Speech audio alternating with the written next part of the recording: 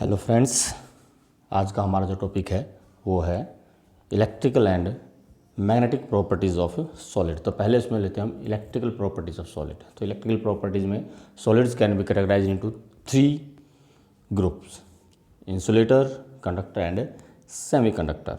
तो पहले इसमें आपका insulator, those substance which do not allow the passage of electric current, जिसमें से करंट पास नहीं हो सकता, they are called insulators. Specific conductance lies in the range of 10 raise to the power -20 to 10 raise to the power -10 ohm inverse metre inverse. Examples में आपका plastic आ गया, would आ गया, non metals हैं, वो सारे आपके इंसुलेटर्स हैं। दूसरा इसमें हमारा conductor, those substance which allow the passage of electric current with ease are called conductors. Specific conductance 10 raise to the power 4 to 10 raise to the power 7 ohm inverse metre inverse.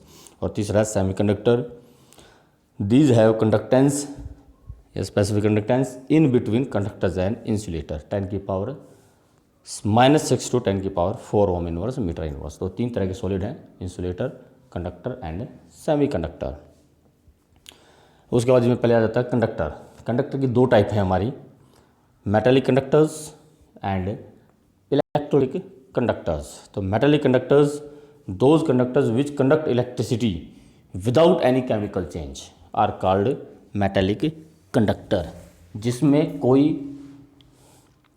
Metallic chemical change नहीं होता, तो they are called metallic conductors. Those conductors which conduct electricity without undergoing any chemical change. जैसे कि आपकी copper wire है, copper wire में से current पास करोगे तो कॉपर वायर के अंदर कोई चेंज नहीं आता। 1 साल, 2 साल, 4 साल, 10 साल तक कॉपर वायर में से करंट पास होता रहता है, but they it undergoes no chemical change. तो such type of conductors are called metallic conductor and conductance in such conductors are due to directive movement of electrons. Conductance is due to directed movement of electron under the influence of electric field. दूसरा होता है हमारा electrolytic conductor, जो solutions होते हैं। Solutions जो है हमारा, those conductor which conduct electricity with undergoing chemical change. उनमें कोई ना कोई केमिकल चेंज होता है। जैसे सोडियम क्लोराइड का सॉल्यूशन है, सोडियम क्लोराइड के सॉल्यूशन में जब इलेक्ट्रिक करंट पास होता है तो क्लोरीन गैस प्रोड्यूस होती है, सोडियम मेटल प्रोड्यूस होता है, NaOH प्रोड्यूस होता है। तो वहाँ कोई ना कोई केमिकल चेंज होता है। And conductance is due to the movement of ions in this conductor. The conductance is due to migration of ions which undergo a chemical change at respective electrodes. तो 2 टाइप के हमारे conductors होते हैं। उसके बाद इसमें आता है आपकी band theory. Band theory of the electric conductance. तो कंडक्टर कौन है, इंसुलेटर कौन है, सेमी कंडक्टर कौन है, it is explain on the band theory. तो पहली बात तो ये बैंड थ्योरी है क्या चीज़। Band theory, this theory was developed by Felix Bloch in 1928।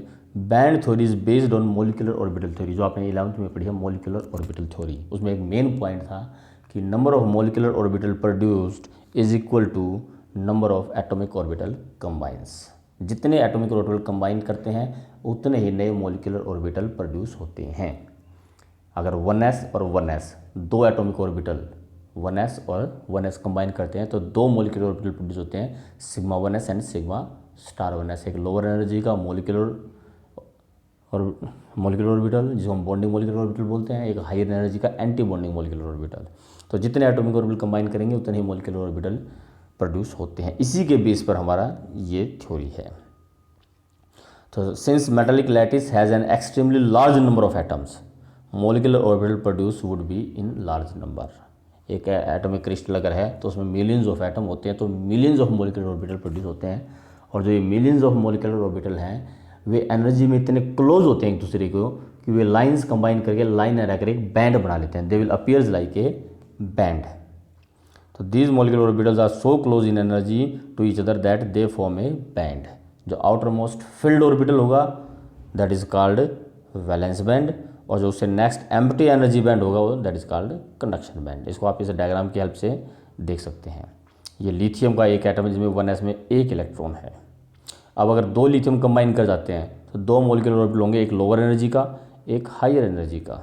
तो उसमें आपका लोअर एनर्जी वाले में 2 इलेक्ट्रॉन होंगे, हायर वाला वैकेंट होगा। तो यूँ जब large number of atomic orbital produce हो जाते हैं तो उनके जो ऑर्बिटल्स होंगे, जब large number of molecular orbital produce होंगे तो जो ऑर्बिटल्स होंगे फील्ड वाले इतने क्लोज होंगे एक दूसरे को कि दे विल फॉर्म में बैंड, फील्ड ऑर्बिटल्स, इसको हम बोलते हैं वैलेंस बैंड।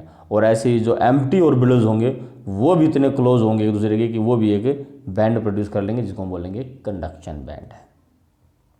तो ये बैंड थ्योरी है पहली बात।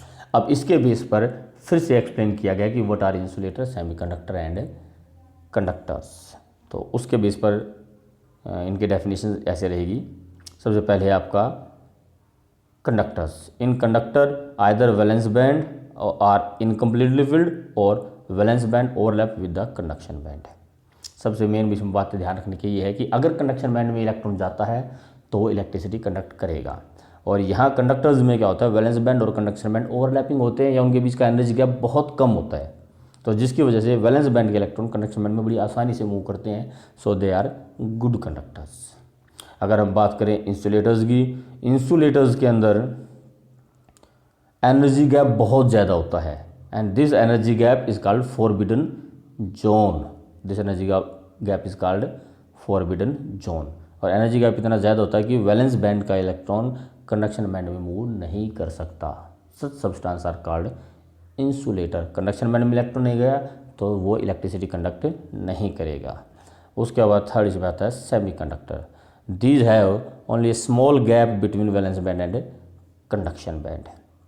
वैलेंस बैंड और कंडक्शन बैंड में एनर्जी गैप कम रहेगा तो this will electron can move from valence band to conduction band on heating. तो अगर 0 केल्विन टेम्परेचर है इलेक्ट्रॉन वैलेंस बैंड में ही रहेगा, वो बैंड कंडक्ट होता है। लेकिन अगर टेम्परेचर इंक्रीज कर दिया जाता है it will jump to the conduction band and they will become conductor. यही होते हैं हमारे सेमी कंडक्टर जो कि हीट करने पर कंडक्शन शो करते हैं। जितना ज़्यादा टेम्परेचर इंक्रीज करोगे ज़्यादा इलेक्ट्रॉन कंडक्शन बैंड में जाएंगे और more conductivity will they show. तो ये आपका सेमी कंडक्टर्स हैं कि at 0 kelvin no electron is present in the conduction band and hence is insulator, but as the temperature is increase some electrons are thermally excited from the valence band to the conduction band and hence they become conductors. Conductivity of the semi conductor increase with increase of temperature because more electron jumps to the conduction band. इसमें difference आ जाता है कई बार। जो हमारे metallic conductors थे, एक बार मैं उसको दिखाना चाहूँगा कि जो हमारे मेटालिक कंडक्टर्स थे ये, इसमें अगर टेम्परेचर इंक्रीज करते हैं तो ध्यान रखना कंडक्टिविटी डिक्रीज होती है। लेकिन सेमीकंडक्टर में अगर टेम्परेचर इंक्रीज करते हैं तो कंडक्टिविटी इंक्रीज होती है।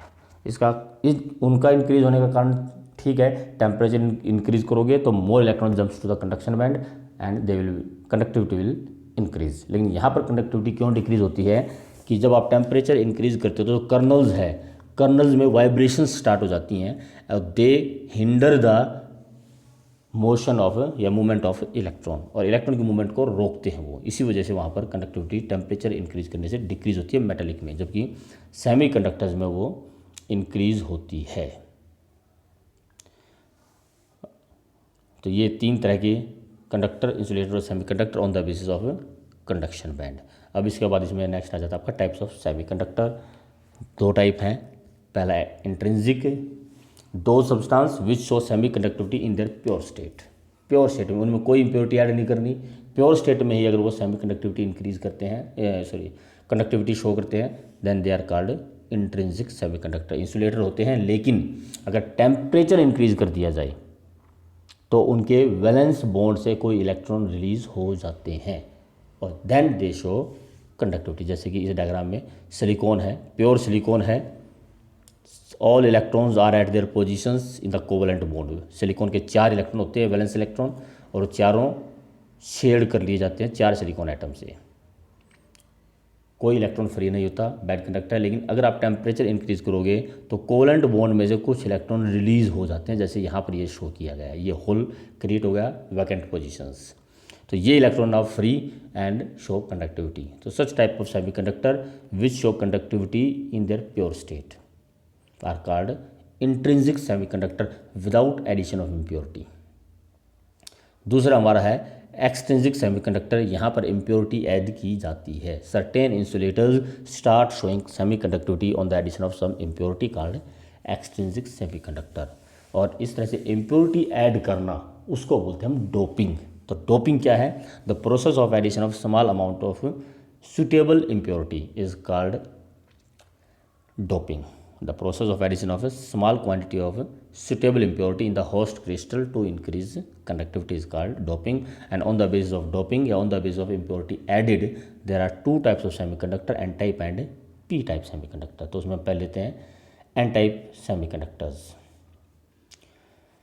ये आपके एन टाइप सेमीकंडक्टर है। When group 14 elements doped with group 15 elements there is a formation of n type semiconductor. अब ग्रुप 14 एलिमेंट्स में एग्जांपल याद कीजिए, कार्बन फैमिली, कार्बन सिलिकॉन है, कार्बन सिलिकॉन जर्मेनियम टिन और लेड। इस ग्रुप की खासियत है कि इसके वैलेंस इलेक्ट्रॉन होते हैं 4 वैलेंस इलेक्ट्रॉन, और चारों valence electron near by 4 atoms के साथ शेयर किए जाते हैं। जैसे पीछे हमने डायग्राम में देखा भी था, ये इस डायग्राम में देखिए जरा, सिलिकॉन है, 4 वैलेंस इलेक्ट्रॉन, एक इलेक्ट्रॉन यहाँ शेयर हो गया, एक इलेक्ट्रॉन यहाँ शेयर हो गया, एक इलेक्ट्रॉन ऊपर शेयर हो गया और एक इलेक्ट्रॉन यहाँ नीचे शेयर हो गया। तो चारों के 4 इलेक्ट्रॉन शेयर कर दिए जाते हैं। लेकिन अगर इस 14th ग्रुप एलिमेंट में अगर हम कहीं पर 15th ग्रुप एलिमेंट ऐड कर दें, जैसे कि इस डायग्राम में दिखाया गया है, हमने सिलिकॉन की बजाय आर्सेनिक डोप कर दी इसके अंदर, डोपिंग। आर्सेनिक 15th ग्रुप का एलिमेंट है, 5 वैलेंस इलेक्ट्रॉन होते हैं, 5 में से 4 वैलेंस इलेक्ट्रॉन चारों शेयर कर दिए जाते हैं 4 सिलिकॉन एटम के साथ, एक इलेक्ट्रॉन फ्री बच जाता है। Now this free electron is responsible for conductivity. तो इस तरह से कंडक्टिविटी इंक्रीज होती है एक एक्स्ट्रा इलेक्ट्रॉन की वजह से। इलेक्ट्रॉन पे चार्ज होता है negative, so it is called an type semiconductor. दूसरा हमारा आता है पी टाइप। इसमें 14th ग्रुप में 13th ग्रुप का एलिमेंट डोप कर दिया जाता है, जैसे कि यहाँ पर हमने दिखाया एल्यूमिनियम। एल्यूमिनियम में 3 वैलेंस इलेक्ट्रॉन होते हैं, एक इस सिलिकॉन के साथ शेयर हो गया, एक इस सिलिकॉन के साथ शेयर हो गया, एक नीचे वाले सिलिकॉन के साथ शेयर हो गया। ऊपर वाले सिलिकॉन के साथ इलेक्ट्रॉन शेयर नहीं हो पाता, एक जगह खाली रह जाती है। सिलिकॉन एक इलेक्ट्रॉन देता है लेकिन एल्यूमिनियम एक इलेक्ट्रॉन नहीं दे पाता, तो वहाँ जो है एक होल क्रिएट हो जाता है, and this is called vacancy. अब कोई जब इलेक्ट्रिक फील्ड अप्लाई किया जाता है तो कोई दूसरा इलेक्ट्रॉन अपनी पोजीशन को छोड़कर वहाँ से, सपोज कीजिए यहाँ से कोई इलेक्ट्रॉन इसमें मूव कर गया, तो ये होल फिलअप हो गया, लेकिन फिर यहाँ होल क्रिएट हो जाएगा। अगर इलेक्ट्रिक फील्ड अप्लाई किया, सपोज के इस तरफ मैंने नेगेटिव फील्ड है मेरा, इस तरफ पॉजिटिव है, पॉजिटिव इलेक्ट्रोड और नेगेटिव इलेक्ट्रोड, तो नेगेटिव इलेक्ट्रॉन को रिपेल करेगा और यहाँ से कोई इलेक्ट्रॉन इस तरफ चला जाएगा, तो यहाँ होल क्रिएट हो गया। तो हमें जो अपीयर होगा कि यहाँ से होल मूव करके यहाँ पर आ गया, हमें होल की मूवमेंट अपीयर होगी, और ये होल किस तरफ जा रहा है? नेगेटिव इलेक्ट्रोड की तरफ। तो हम मानते हैं कि होल पर पॉजिटिव चार्ज है, और कंडक्शन इस होल की मूवमेंट की वजह से जिस पर पॉजिटिव चार्ज है, तो इसको हम बोल देते हैं पी टाइप सेमीकंडक्टर। लेकिन रियलिटी ये है कि होल पर कोई चार्ज नहीं होता, होल तो एक खाली स्पेस है, एक इलेक्ट्रॉन यहाँ से मूव करके यहाँ चला गया, ये होल फिल हो गया, यहाँ होल क्रिएट हो गया। कोई दूसरा इलेक्ट्रॉन यहाँ से मूव करके यहाँ चला जाएगा, तो यहाँ पर होल क्रिएट हो जाएगा। तो होल की मूवमेंट उस इलेक्ट्रॉन की मूवमेंट की वजह से ही है, लेकिन यहाँ पर हमें होल मूव अपीयर होंगे कि होल्स आर मूविंग, और होल्स पर पॉजिटिव चार्ज अपीयर होगा, so we call them p type semiconductor. तो 2 टाइप के सेमीकंडक्टर्स हैं। अब इसके बाद नेक्स्ट हमारा 2 कॉम्बिनेशन और हैं, 13 and 15 कॉम्बिनेशन। एक combination formed by combination of 13 and 15th group, for example ALP, aluminium and phosphorus. इसमें आपका एल्यूमिनियम 13 का है और फास्फोरस 15th ग्रुप का एलिमेंट है। 12-16 compound, a compound made up of combination of 12 and 16 group elements, for example CDS। अब next इसमें आ जाता है हमारा magnetic properties of solid. Magnetic property of solids आपको बताते हैं कि magnetic property of solids are related to the electronic distributions. Electrons की वजह से जो ये मैग्नेटिक प्रॉपर्टीज आती हैं, इलेक्ट्रॉन्स अपनी पोजीशन पर या अपने न्यूक्लियस के चारों तरफ मूव करता है, अपने ऑर्बिटल में भी मूव करता है और अपने एक्सिस पर भी मूव करता है, और जब भी कोई चार्ज पार्टिकल मूव करता है तो वो मैग्नेटिक फील्ड क्रिएट करता है। तो यहाँ मैग्नेटिक प्रॉपर्टीज़ इसी इलेक्ट्रॉन्स की मोशन की वजह से होती है। इलेक्ट्रॉन का मोशन 2 तरह से है, ऑर्बिटल मोशन और स्पिन मोशन। तो दो तरह का मैग्नेटिक मोमेंट होता है, orbital motion and spin motion. तो ऑर्बिटल मैग्नेटिक मोमेंट और स्पिन मैग्नेटिक मोमेंट। तो orbital magnetic moment is due to the motion of electron in their orbital, और spin magnetic moment due to spin of electron on their axis. लेकिन जो orbital magnetic moment है उसकी value बहुत कम होती है, तो इसलिए हम सिर्फ स्पिन मैग्नेटिक मोमेंट ही देखते हैं। और जैसा कि आपने दिखाते हैं ज़रा आपको,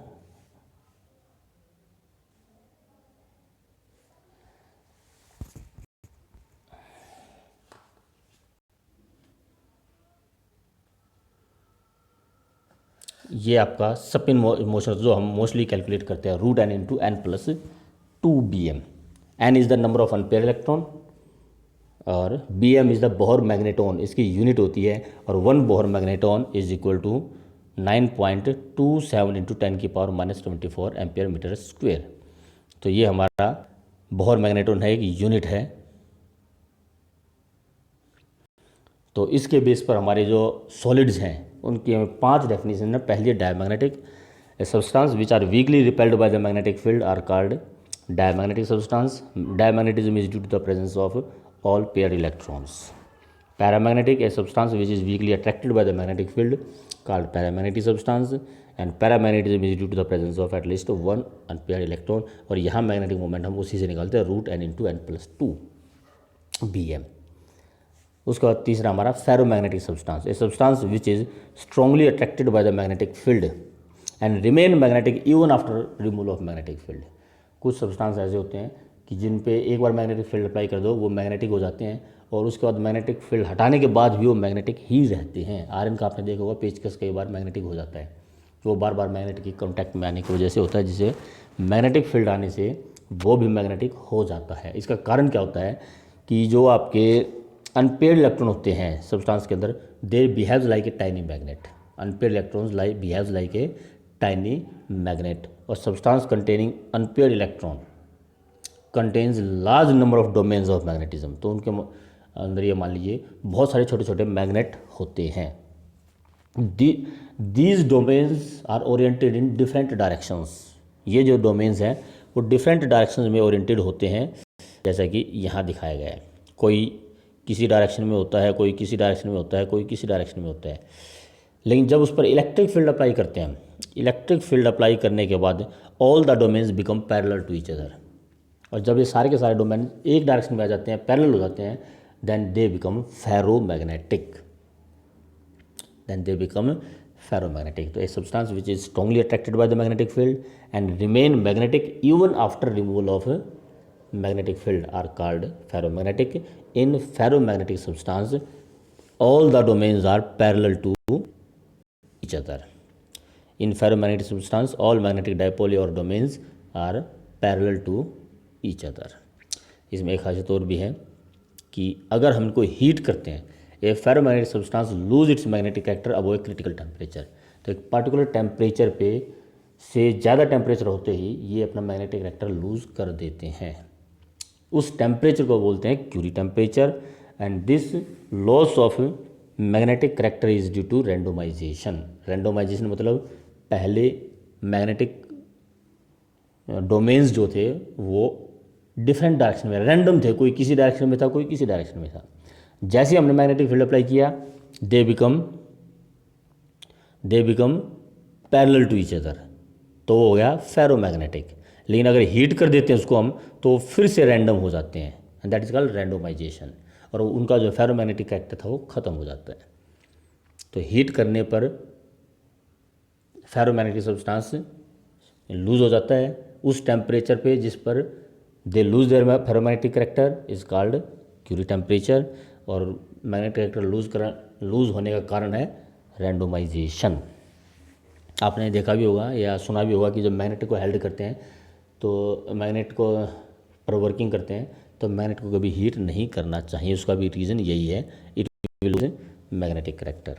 तो ये फेरोमैग्नेटिक हो गए। इसके बाद दो और हैं हमारे, anti ferro material, a substance in which alignment of dipole is compensatory so as to give zero dipole moment. मतलब पैरेलल और एंटी पैरेलल डोमेन्स इक्वल होते हैं, जैसे कि ये आपको दिखाया गया है एंटीफेरो में, parallel and anti parallel domains are equal in number.